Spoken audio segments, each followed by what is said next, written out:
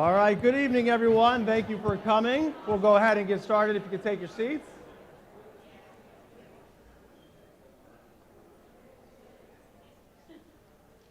And Ray, I think we're going to dim those house lights a little bit.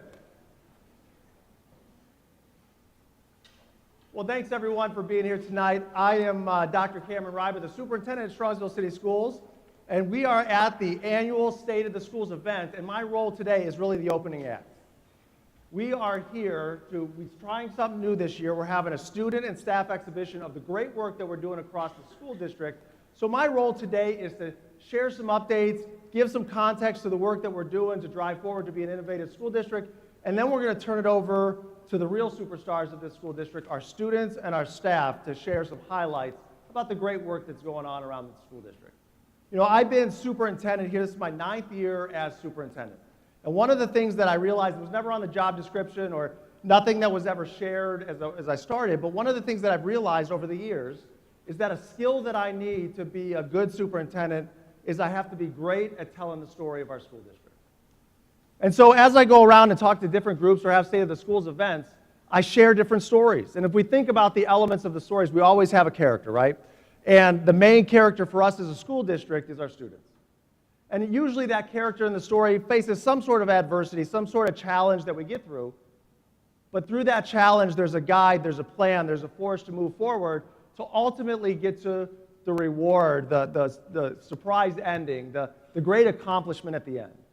So my job today is to tell you a story, a little pieces, parts of our story as a school district. And sometimes to know the story of where we're going into the future, we've got to take a look back at where we were in the past. And so when we take a look at our past, there was a common theme of our story based on the work that we want to do for our students. And it does start, even though we're a school district, it does start on the foundation of the financial support that we have from our community. So I know some of our students I'm looking at right here, you weren't even around back in the 80s. I was in the 5th grade, I think, in 85. But back in the day, Strongsville was growing. It was a growing, developing community, and that developing, growing community needed financial support to best meet the needs of its students, its characters at that time. And if you take a look at what's here, part of our story, part of our history in Strongsville is that we've had a challenging time raising the funds necessary to meet the growing and demanding needs of our students. So as you can see, from 1985 to 2002, the school district at that time had 16 attempts, some every other year, and only 5 of those monetary or levy issues passed in a 16-year period. If you do the math real quick, that's 31%. And so every 3 to 5 years, the school district was asking for funding to help support its students and grow the work that it wanted to do as a school district. Now, you may be wondering, why 2003? Well, that's the year I came to Strongsville. So in 2003, the district had just passed a levy in August of 2002. It was reinstating past reduced positions, and guess who was one of those reinstatements? It was me. They reduced an assistant principal position. They brought it back in 2003, and I was the assistant principal at Albion Middle School. But that financial stability was short-lived. And so what we did during that time period is we reinstated and maintained, but we were maintaining at a 1990s level when we were working in the 21st century. And so we passed that levy, and then we were in financial trouble again. We hit that adversity where we were not able to financially support the programs and peoples and services and supports that we had, and we not only could maintain, but we had to start reducing. And we put new levies on the ballot, and those failed multiple times, and finally in 2007, we had a levy pass. But unfortunately, that levy that passed in 2007, all it did was stop us from deficit spending. All it did was stop us from going into the negative, and even after that levy passed, we had to reduce some more until we maintained, because in 2011, we had 3 different levy attempts fail. Now, I tell you this story because this story is not about finances. This story is about students. If you take a look at 2003 to 2014, that is a generation of kids that had an education that was about reducing, reinstating, and maintaining. And I hope we all can understand and agree that as we look at the needs in 2015 and beyond, that our students deserve and need more than that. And so since 2015, we've had strong financial management. We've had collaborative processes with our associations and our staff and we've had strategic leadership that's been in place to help chart a new path and a new story and a new chapter for our school district. And that's what I'm here to tell you about today, is the story and the work that we've done as a school district to make sure that we're not maintaining and we're not reducing and we're not reinstating, but we're growing and progressing to not just become, but to sustain the premier school district that we are. And so what we're going to do is we're going to go through a few chapters of our story here together, and it starts with our aspirational goal, our purpose. And so what we try and strive for every day in Strongsville City Schools is to ensure that our kids have a passion, a drive, a burning desire to learn and grow, and that they have the power to have voice and choice in the work that they're doing, so that whether it's career or military or college, that they have the skills to be the best versions of themselves when they leave as seniors. And so said in a fancy way, we are inspiring and empowering today's learners to become tomorrow's leaders. And we're aspiring to that purpose by setting forth a 3-year strategic plan with strategic priorities about transforming teaching and learning, about aligning staff and resources, cultivating culture and climate, and as we learned in our history, that's got to be on the baseline of leveraging our funding and facilities, so that each day we have our pathway through our mission statement, which is to design a premier educational experience where we can build not only great content knowledge within our kids, but the skills of being innovative and collaborative and global and empowered and resilient, so that they can be architects of their learning, equipped to thrive in their future rather than our past. And so when we take a look at our kids around the school district, we have 5,700 diverse learners, and those learners have needs, whether it's learning English as a second language, maybe they best learn in a digital platform, that they have identified as students with gifted and talented, needing gifted and talented services, special education supports, or supporting the needs of learners that come from families that are economically disadvantaged. So no matter how the paths come to our school district, our job is to help support, to inspire and empower every learner that comes through our doors. And when we take a look at the ways that we do that, as a school district in 2024 and beyond, we're working to reimagine the classroom. We're working on the whole child to support our kids, not just academically, but through their own mental health and social emotional learning. We do that by infusing technology and looking at how artificial intelligence is going to change the landscape of schools, by also creating diversified opportunities, career pathways, and the foundation of having great facilities and the funding to make these programs not only begin, but maintain. And so my job today is to be the opener to share the great work that's going to be happening outside these doors when I'm done with my comments. So let me share with you, in terms of reimagining the classroom, some of the challenges that we're facing in schools in 2024. We need to understand as educators that the engagement and learning needs of our kids have changed. That's one of the challenges that we face as we open our schools to our kids. Now, what we've done as a school district is we've provided professional development. We've instituted and implemented a tremendous amount of coaching around our school district to not just look at how can we be the best now, but how can we be the best in the future to meet our growing and diverse needs of our students. So after I'm done here sharing my comments and you go out and to the exhibition to see and interact, you're going to see some of our great students and great professionals, and some of the highlights that we have here tonight about how we're reimagining the classroom are focused on early literacy strategies in the preschool classroom. We have teachers here to show what are we doing instructionally and engagement-wise to bring that in and to engage our students in their learning in our K-5 classroom. We have representatives from Polaris to share our STEM pathways as well as project-based learning experiences across the district to show the how of the what we're doing in our classrooms. And when we talk about technology and artificial intelligence, we all understand, because whether you're in schools or in private business, that technology is exponentially changing at such a rapid pace the work that we do.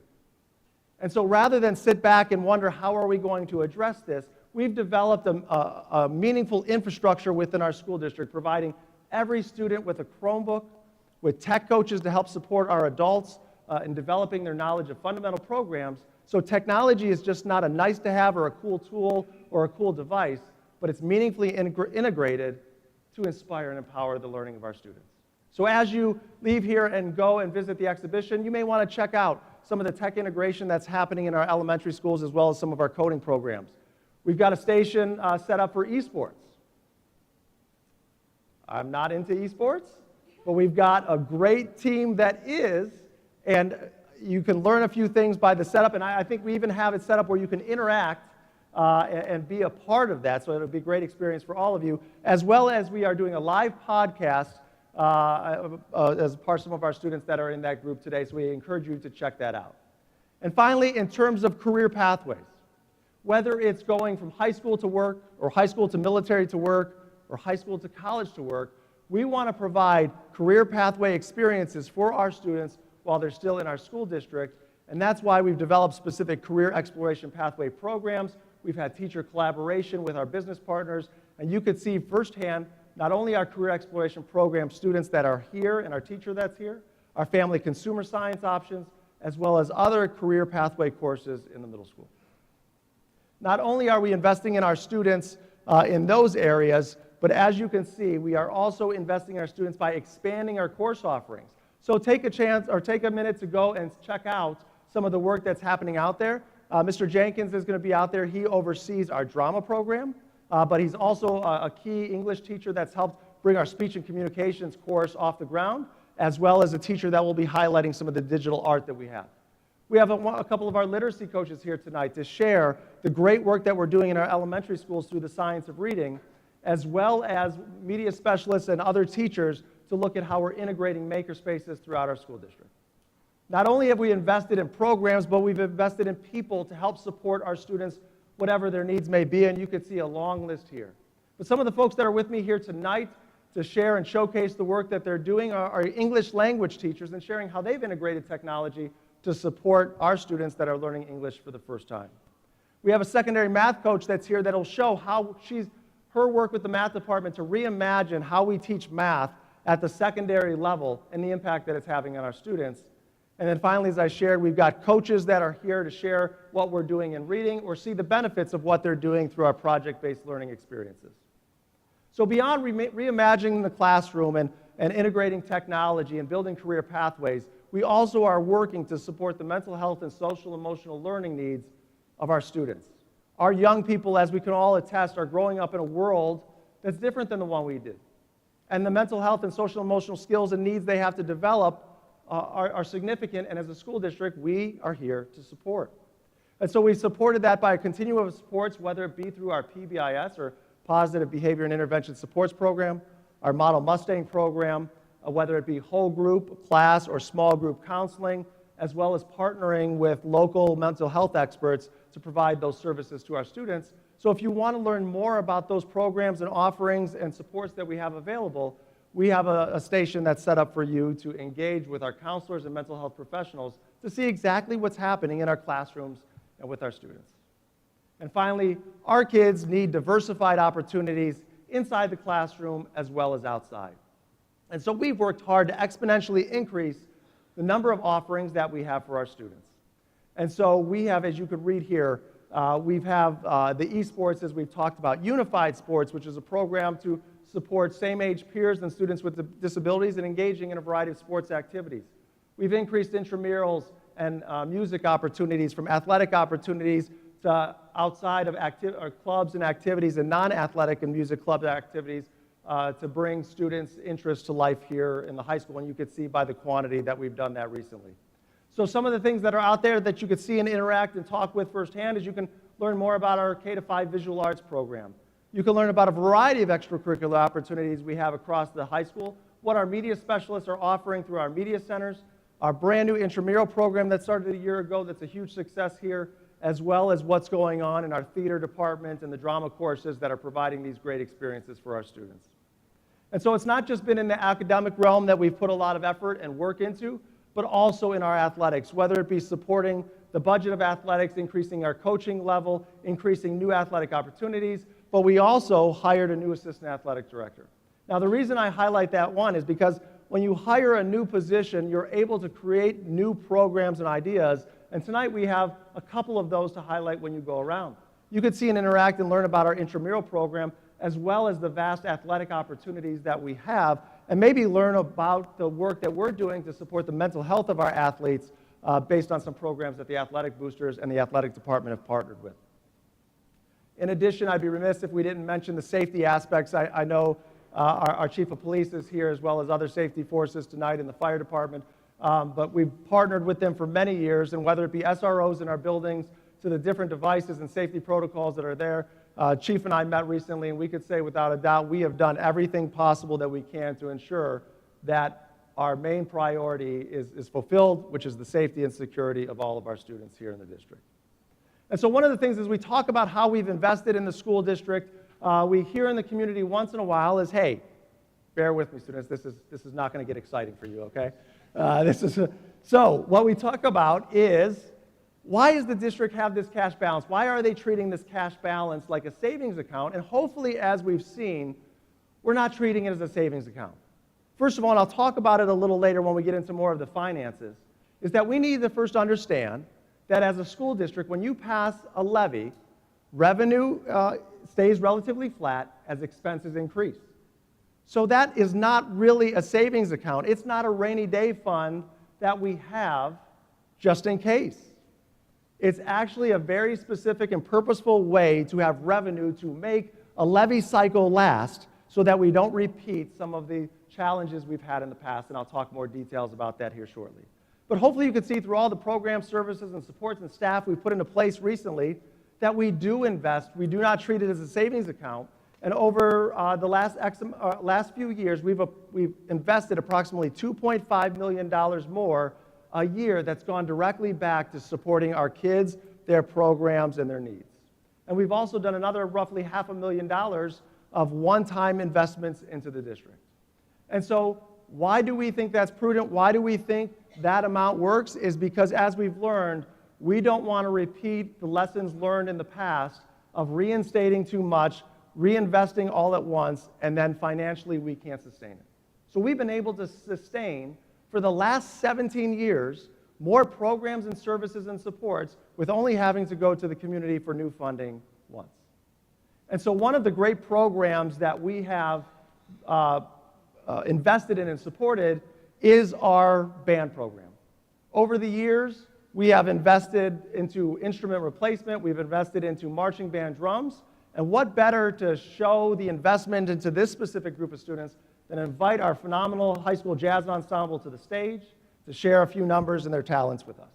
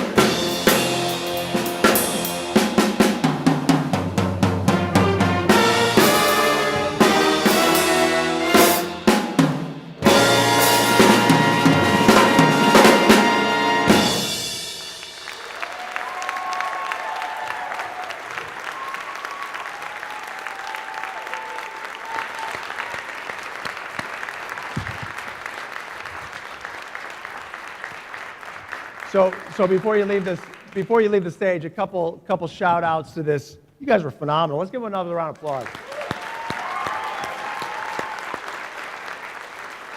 First of all, a couple shout outs.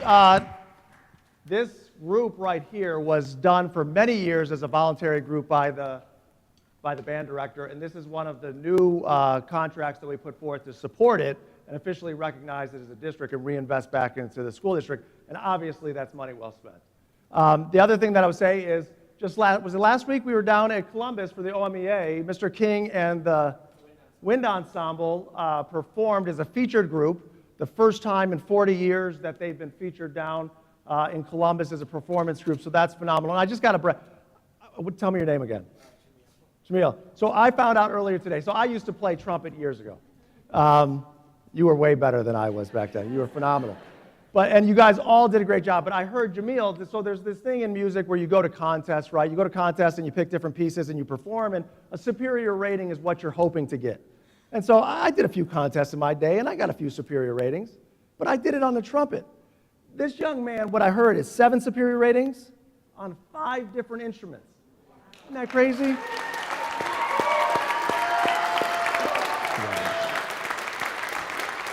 So thank you for being a part of our special night. We're just going to kind of transition real quickly, and then we'll get back to a few more slides of highlighting the great work that's going on in the school district.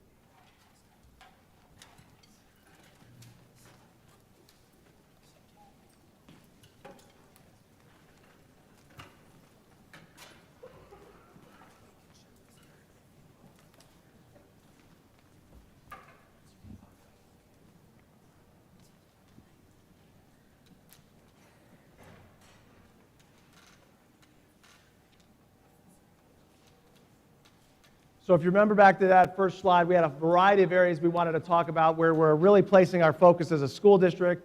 And a piece of that foundational piece is our facilities as well as our funding. Now, I want to give a shout out. We've talked a lot about some of the great experiences you'll be able to have here in the exhibition. There's 3 more that really are the foundation and core of the operations of the school district. So you'll be able to talk with our maintenance foreman to learn about all the phenomenal projects that are going on in our school district, saving thousands of dollars. Our representatives from our transportation staff is here tonight to share the work that they're doing, give some pointers for school bus safety, and make sure that we continue to have a great program of our school buses as we do. And our food service staff, we have representatives from our food service staff that in the line out there, they've got sampling of different treats and options that your students could have in our our kitchens across the district. And so with that, we want to give a few highlights about where we're at and where we're going in terms of our facilities and our funding as a school district, because as we learned earlier, that's the core foundation to be able to highlight great instrumental groups like this and reinvest into our students for what they need in their future. But I think it's important that we talk about a question that we continue to hear around the community, and one of those is, hey, we heard the district has got this $25 million, and they moved it somewhere, they hid it somewhere. Well, thank you, Mayor. That's the mayor's laugh. I could tell that from all the way up here. We didn't hide anything. What we did is we got together a group of community business people and said, hey, let's talk about a cash balance policy. Let's take a look at, we are in the best financial position that we've been in 40 years, as we could see. And let's take a look at how we can be smart with that money, not just on what we think internally, but let's take a look at our external experts as well. So they said we need to adopt a cash balance policy. It sets minimums and maximums that says, hey, when your cash balance gets to this level, you got to go for a new levy or you got to make some reductions. When your cash balance gets to this level, maybe you can put that money into a different account and use that for one-time investments back into the school district, and that's exactly what we did. The board in public session made a decision to adopt the cash balance policy, to transfer $25 million into an account to be used for one-time investments, and those one-time investments are going to help support our future facility needs. So if you've heard me speak or you've read the information that we've shared in the past, you know that starting last year about this time, all the way throughout the summer, we had 100 community members and staff members get together and say, what is the vision for the future of facilities in Strongsville City Schools? What do we want to see in the next 30 to 50 years? And that group came out with a master facilities plan that the Board of Education adopted that said, we need 3 new elementary schools where Chapman currently is, where Sarrar currently is, and where Albion Middle School used to be. We need to renovate Kinsner, and then we need to renovate and repurpose Moraski to be an administrative building and a preschool, and we need to abate and demolish the rest of the buildings. Now, unfortunately, in November, our renewal levy did not pass, so this plan was put on hiatus. It was put on hold. But this need still exists. The challenge is every year we wait to fulfill this need because we are running out of room, because we are one of the few growing suburbs in Cuyahoga County. You need to take that figure that's there and add 12% to it. Every year we wait to reinvest back into our school district and our community, the price tag goes up for the same thing that we could have gotten this year. But we didn't just take a look at the facilities in terms of elementary buildings. We looked holistically at what about performing arts and athletics, and ensuring that we encapsulated everything that we needed for the future. And we said for our community, for our kids, for what we need to support, we want to build an athletic field house. We want to upgrade our performing arts facilities, and we want to turf our baseball and softball field. And through the strong financial management and oversight, as a part of the plan with the elementary schools, that $25 million that we're talking about was able to do a few different things. It was able to pay off the Moraski addition early so that we can repurpose it. It was able to reduce the ask to the community for the bond by $20 million, and it was able to use some additional funds possibly for other resources. But right now, if we do not move forward with that plan because of the financial instability we have with the renewal levy, that $25 million that could have been reinvested to new elementary schools, new athletic facilities, and performing arts upgrades may have to be used for critical repairs for buildings that are 70 and 60 years old. Do we want to put a new roof on a 70-year-old building, or do we want to build a new building that meets the demands and needs of our learners today? And so the other thing that we keep hearing besides the $25 million is, hey, the district, you've got this large cash surplus, so what are the facts surrounding that? Well, just so you know, by law, we have to have a 5-year forecast, and our treasurer, George Anagnostou, does that twice a year, and by law, we have to operate in the positive. We cannot have a negative cash balance. And so what the 5-year forecast does is it shows estimates of where our revenues are expected to be over a 5-year period of time and where our expenses will be so that we can maintain a healthy cash balance. And as I said earlier, school revenue is pretty much flat. Expenses go up about 3 to 5% a year, and eventually those two lines shall cross. And so if you take a look at, we are increasing more students every year. That requires more staff. The needs of our students are getting more diverse. That requires more staff. Health insurance costs go up. Goods and services costs go up. Just think about your bill going to the grocery store today than you did 5 years ago. You can understand that prices are going up. And so when we passed that last levy in May of 2019, the Board of Education at that time said, based on our past, we don't want to go every 3 to 4 years. That's not been a winning strategy for the school district. We want to extend this money out as long as we possibly can. We want it to last through the 26-27 school year. So when you do that, when you look at having a levy for that length of a period of time, and expenses or revenue is being generated that's higher than expenses, you're going to build up a cash balance in those early years. You're then going to plateau, and then you're going to spend down that cash balance to get you to the later years. So if you take a look at a graphic with our 5-year forecast, you could see just that. You could see that we are now at the midway point, or a little over the halfway point of that levy cycle, and in 2024, which is this school year, we have plateaued for our cash balance. And starting next school year, we are going to start to, if I have a little red dot here, we are going to start to deficit spend. That means our expenses are more than our revenue, but my goodness, because we've got good financial planning, we've got a cash balance that's going to carry us to the out years and even extend further than that 2026-27 school year. But if that renewal levy is not approved by the voters, this is what it looks like down here. This is the expense or the expenses over revenue. This is the deficit spend that you will see. And as you know, it continues to snowball and get quicker and quicker. So what could have been, by not adding new taxes, a $33 million cash balance in 2027 is now down to a $9 million, and we're repeating the history that we've had in the past. And so another way to look at it is cash on hand days. So this is what our committee came up with. They said we need at least 90 days of cash on hand. And you could see this graph does a great job of saying in the early years, we're going to build our cash balance, and in the out years, we're going to use that cash balance so that we can continue with our programs and services and supports without asking our community for new funding.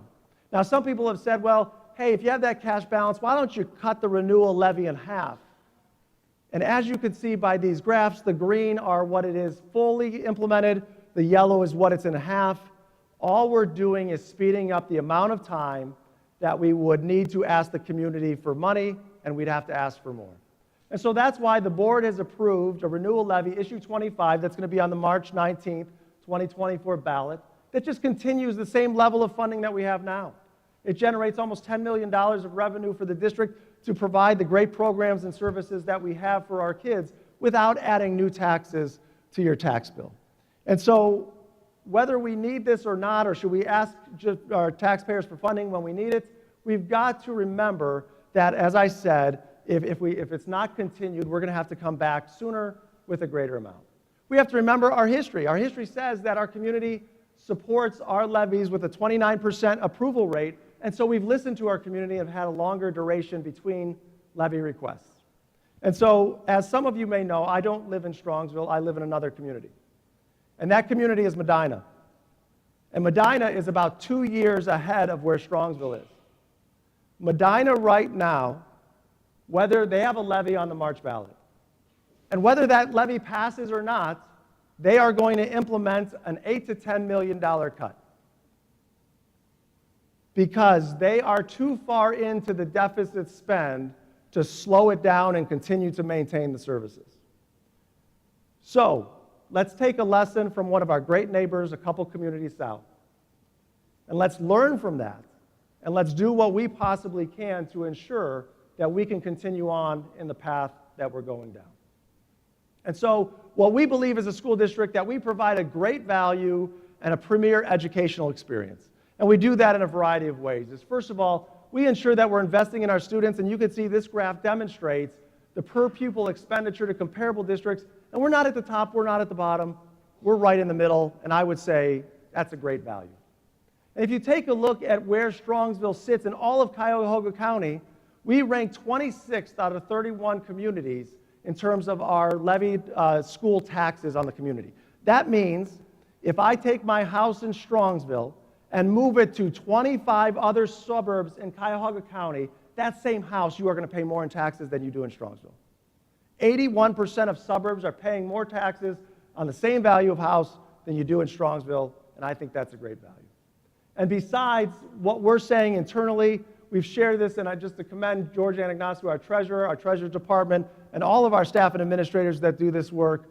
We get recognized not only locally, but state and nationally for our financial forecasting, as well as our budgeting. And the one thing, Mayor, get your hands ready to clap. You clap for this every time. You ready? Is we have a double A1 Moody's rating. And so what this means is this is an outside group from Chicago that takes a look at your financial stability, your financial prudence, and gives you a rating to say, how well are you run financially? That's the second highest rating that they can give. And that's something that we can all be proud of, is not just locally are we saying we're doing a great job financially, but across the state, across the nation, we are getting endorsements for the work that we're doing financially. And so,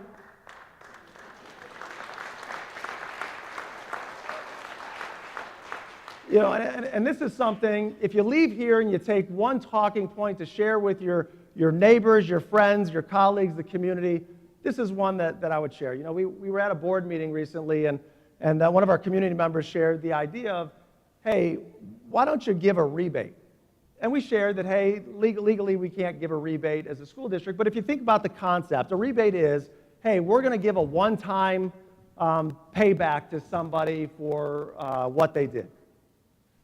What this is saying, and I'll explain it in a second, is we as a school district, because of the strong financial management, we didn't give a rebate, we gave a reduction that happens every single year. So what that means is back in 2020, or back in 2012, we passed a bond issue. In 2020, we were able to refinance that bond, decrease the millage ask on our community, and that saved the taxpayers directly $20 million that they would have had to pay for the buildings that we built back in that time.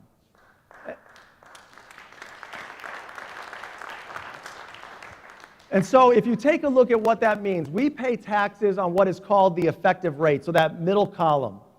The effective rate for school taxes in Strongsville has gone down by almost 5.5 mils.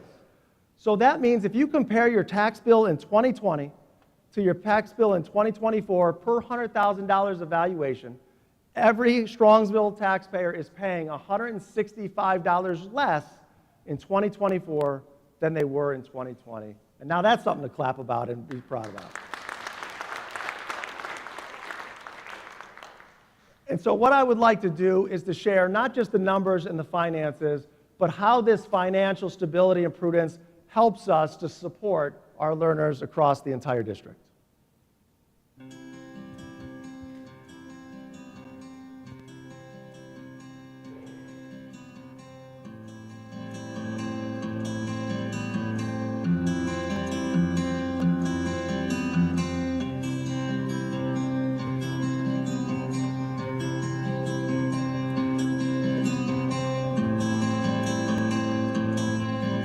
The goal is really to experience what it is that we want our students to be experiencing in the classroom. And really this year we're focused primarily on our Model Mustang competencies and ensuring that our staff really understand the depth that we want to go with those. Our teachers get to experience firsthand what that looks like, and then they can go and apply the same thing in the classrooms with their students to empower everyone, whether it be our principals, whether it be our teacher leaders, to actually lead this work with everybody so that we're a part of it, we find meaning in it, and we can provide some autonomy to what really works for different buildings and different staff based on where they are. So LETTER stands for Language Essentials for Teachers of Reading and Spelling. It's not a curriculum, it's not a program. What it is ongoing professional development for teachers who are interested in teaching our students the best, most research-based strategies for reading and writing. What's great about LETTERS is it's not a fad, it's not something that's going to be here today and gone tomorrow. It's really based on science and research. And when I say science, I mean everything. Linguistic specialists, cognitive therapists, educational professionals, you name it, across the gamut. Thousands and thousands of studies have gone into looking at what makes the best readers and writers. We look at brain scans, eye movements, linguistic patterns, everything you would think, from ears to brain to mouth, to what makes a great reader. I generally think about the skill set that these students need.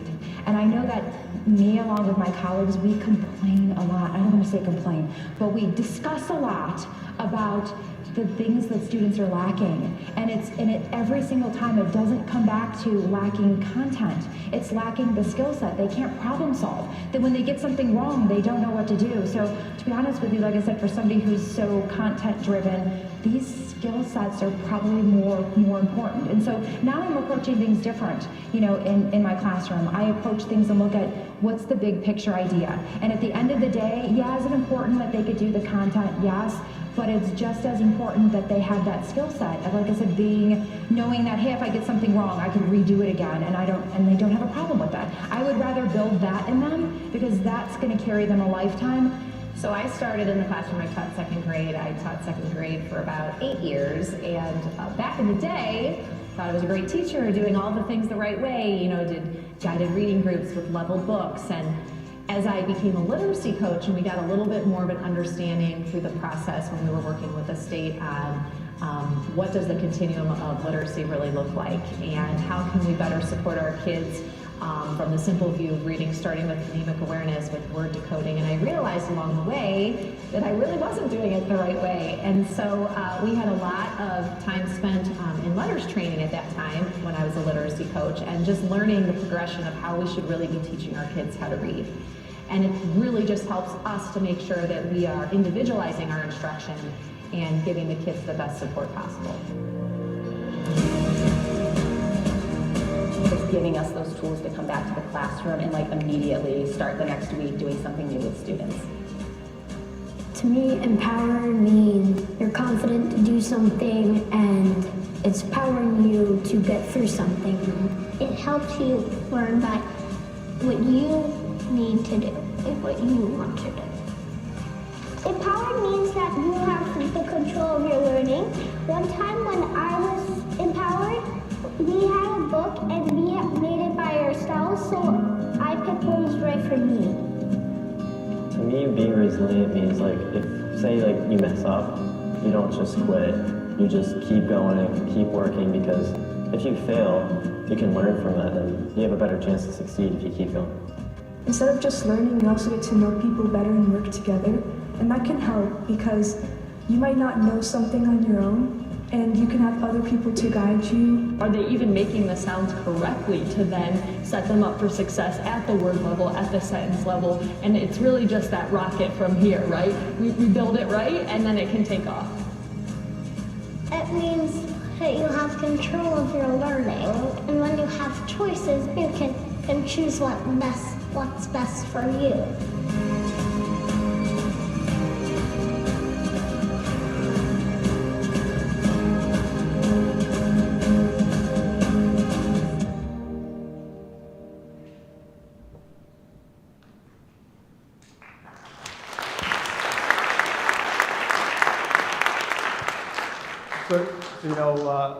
So probably about 10 years ago, right around this time, I interviewed to be the superintendent here in Strongsville City Schools. And as I was preparing an interview with the board, they had told me beforehand, hey, when you come in and interview, we want you to share the vision you have for the future of Strongsville City Schools. And so I went into that meeting and shared with them that, I had a vision that our district could be a premier school district, not only in the region, but in the state. It wasn't about being premier for the name or title or recognition, but it was about being premier for our kids, so that they can have the experiences and the resources and the supports that they needed so they could be successful. And 10 years later, I'm extremely proud of the work we've collectively done, because not only do I feel we're well on our way, but we're meeting that standard and being a leader for others in the region as a school district. And so if we like those outside endorsements and verifications, we are seeing that not only in our classrooms through our own measures, but outside of our classrooms through the state measure, being one of only 75 school districts in the state of Ohio that receive the top rating that you can receive. Being one of a very few school districts in the top 4% in terms of how we're growing our students year after year, and one of our buildings, our high school, in the top 0.2% of all buildings in the entire state in terms of how they are growing their students. So I think Strongsville City Schools has a beautiful story to share. And I'm excited about the next chapters that we get to write and craft together, and to understand that none of this work is done in isolation or alone. It's done with a group of collaborative, dedicated, passionate people. I just get to be the one lucky enough to stand up here and share the story with you. But we're blessed to have a phenomenal board of education, administrative team, staff, and teachers that support this work each and every day. And as you wander around after I'm done speaking here, you'll see so many of our city partners that have bridged gaps years ago to make sure we had a unified focus for what we wanted for all of our kids in this community and what we wanted as a community into the future. And I'm just blessed to have been a small part of that work. So, with that being said, it's time to get out there and to mingle and to interact and to see this great work in action. So Ray, as I'm talking, if you want to bring up the house lights a little bit, you got a program, our Mustang mentors gave you a program on your way in. We encourage you to go out, interact, wander. They have interactive experiences for you. Have a great evening. We look forward to continuing the conversation outside.